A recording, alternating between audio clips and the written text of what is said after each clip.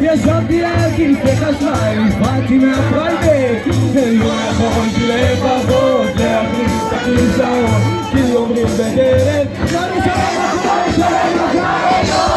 אני שואל, אתם עולים אני בזה, אתם לא יודעים